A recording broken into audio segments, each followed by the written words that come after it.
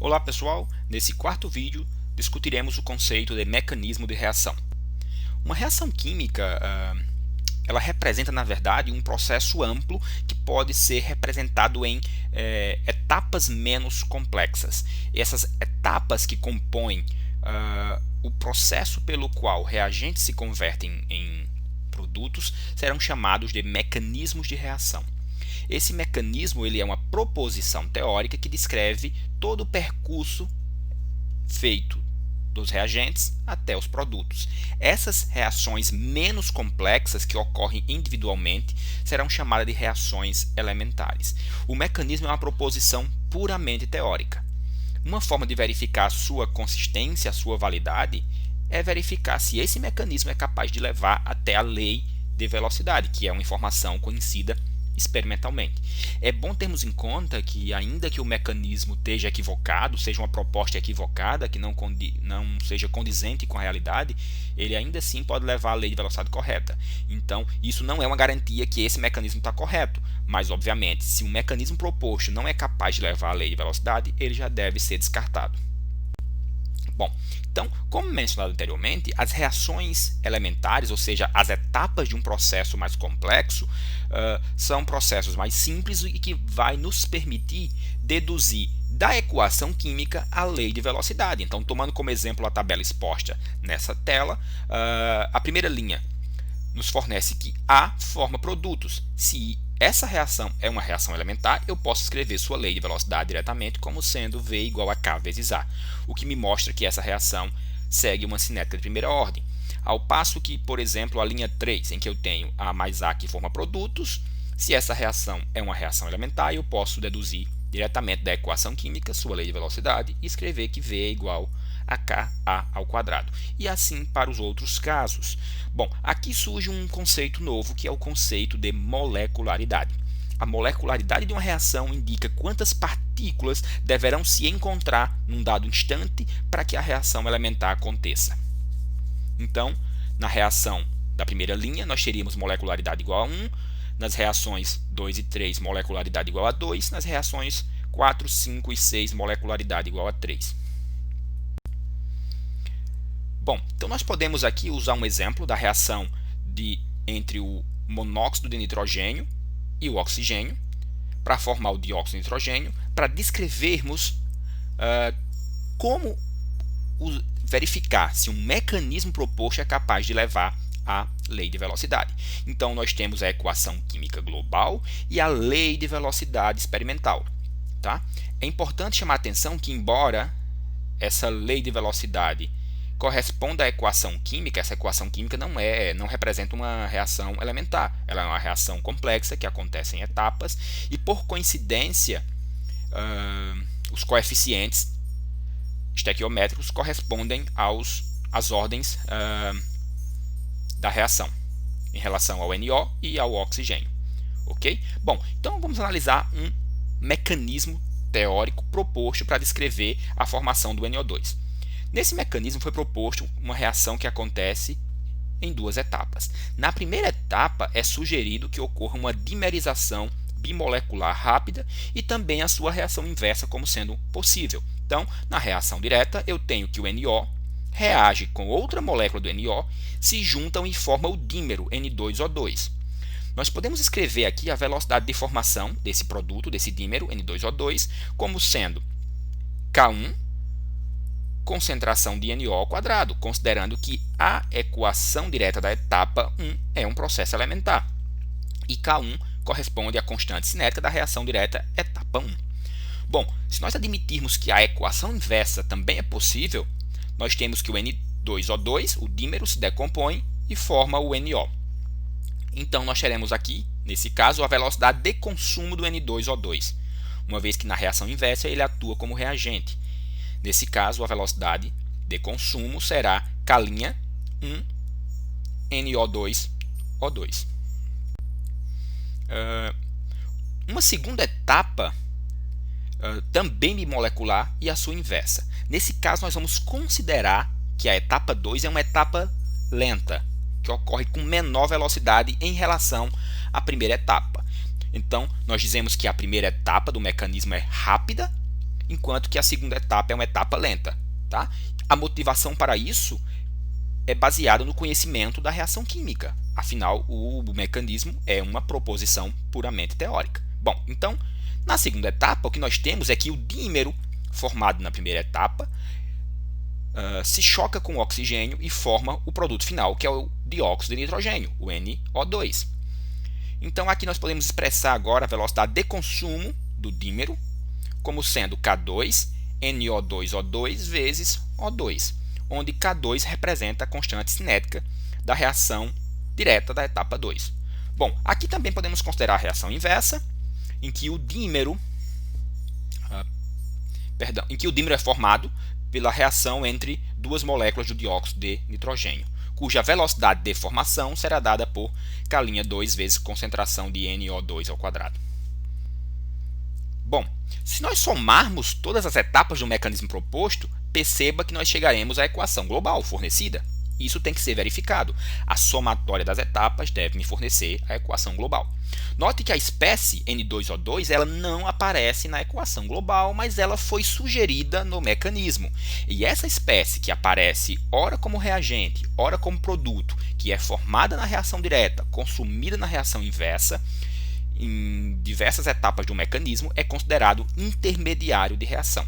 E sua existência é passível de comprovação experimental como mais uma forma de validar um mecanismo. Haja visto, como eu já disse, que o mecanismo de reação é uma proposição puramente teórica.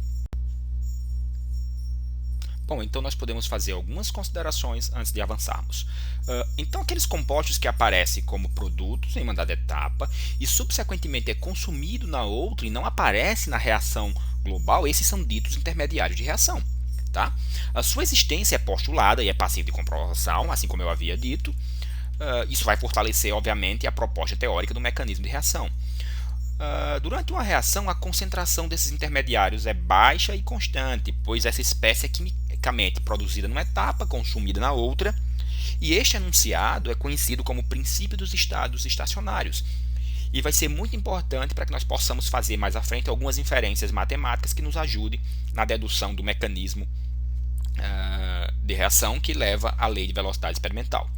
Então, a velocidade líquida de formação do intermediário de reação é zero, como uma consequência desse princípio dos estados estacionários, exatamente que diz que o reagente intermediário, ou a espécie intermediária, ela é produzida e consumida, e isso dá uma velocidade líquida igual a zero. E é exatamente esse princípio que vai nos permitir essas manipulações matemáticas das equações elementares e tentar obter a lei de velocidade global que é conhecida experimentalmente. Bom, então, conhecidas as duas etapas descritas dessa forma, como a gente discutiu, nós podemos agora combinar essas velocidades de formação e de consumo do intermediário de reação que foram propostas para cada uma das etapas do mecanismo e encontrar agora a velocidade líquida de formação desse intermediário. Isso é dado nessa equação aqui na parte de baixo da tela. Os termos que aparecem em verde são termos positivos, pois são derivados de equações químicas cujo intermediário de reação aparece como um produto. Por exemplo, o primeiro termo, K1 concentração de NO ao quadrado, corresponde à lei de velocidade de formação do N2O2, reação direta, etapa 1. Os termos que aparecem em vermelho correspondem a onde a espécie intermediária N2O2 aparece como reagente. Então, esses termos vão contribuir para um decréscimo da velocidade, enquanto que os termos em verde para um aumento da velocidade. Portanto, a velocidade líquida será igual a zero. Aqui é importante chamarmos a atenção de um termo que foi usado anteriormente, que é a ideia de etapa lenta. A etapa lenta ele é determinante para o mecanismo de uma reação, pois ele será importante para definir a velocidade de reação, uma vez que, de certa forma, a velocidade dependerá muito dessa etapa lenta. Se a primeira etapa, por exemplo, é uma etapa lenta e a etapa subsequente é uma etapa rápida, basicamente, a maior parte do tempo gasto para que reagentes se convertam em produtos vai transcorrer nessa etapa lenta. E as etapas subsequentes do mecanismo terão pouca significância sobre o tempo total. ok? Então, dito isso, uma vez que foi considerado, no nosso exemplo, que a etapa 2 era a etapa lenta, nós podemos assumir que a reação inversa deve ser muito mais lenta ainda, o que, por exemplo, nos permite eliminar esse termo da equação da velocidade líquida de formação do intermediário de reação, e ficamos apenas com 3 termos. Então, fazendo uso do princípio dos estados estacionários, podemos igualar essa velocidade líquida igual a zero, o que nos permite agora manipular essa equação de forma adequada, por exemplo, colocando esse termo em evidência, que é exatamente a concentração do intermediário de reação e que não aparece na lei de velocidade experimental, e escrever a sua concentração em função de parâmetros conhecidos. Então, isso nos permite escrever que a concentração desse intermediário de reação vai ser igual a K1, concentração de NO ao quadrado, sobre K1' mais K2, concentração do oxigênio. Então, agora o que nós podemos fazer é escrever a expressão de formação da espécie de interesse, que é o produto final da equação global, que é o NO2. Note que para expressar essa velocidade, nós vamos depender essencialmente das etapas, das reações do mecanismo em que ele aparece como reagente ou produto. Note que essa espécie ela vai aparecer como produto da reação direta da etapa 2 apenas, pois nós já consideramos que, como essa etapa é lenta, a sua inversa deve ser desconsiderada. Portanto, a velocidade de formação do NO2 será 2 vezes K2 N2O2 vezes O2. Tá? E o coeficiente 2 deriva do fato de que a reação produz 2 moléculas de NO2. Bom, note que na lei de velocidade proposta, partindo do mecanismo para a espécie de interesse, surge o intermediário de reação. Mas isso não é um problema, porque nós acabamos de deduzir quanto vale a sua concentração em termos de espécies que aparecem na reação global. Então, basta substituir a quantidade N2O2 por K1, concentração do NO ao quadrado, sobre K1' mais K2, concentração do O2. Vamos com velocidade de formação do NO2 será 2 vezes K1 vezes K2 vezes NO ao quadrado vezes O2 sobre K'1 mais K2, concentração do O2. Bom, isso parece bastante diferente da lei de velocidade experimental. Só que aqui nós podemos fazer algumas considerações. A primeira delas é, se a primeira etapa é uma etapa rápida, nós podemos supor que a constante cinética da reação inversa da etapa 1 deva ser muito maior que o produto K2 oxigênio, de modo que essa soma retornará o próprio K1. Então, o termo K2O2 poderia ser suprimido desse denominador, o que levaria a essa simplificação. Bom, uma segunda consideração é que nós podemos agregar todas as constantes, 2K1, K2, K1' igual a K, o que nos permitiria escrever a velocidade de formação do NO2 como sendo K, concentração do NO ao quadrado, vezes concentração do O2. Essas considerações nos permitiram encontrar a mesma equação que foi fornecida como lei de velocidade experimental.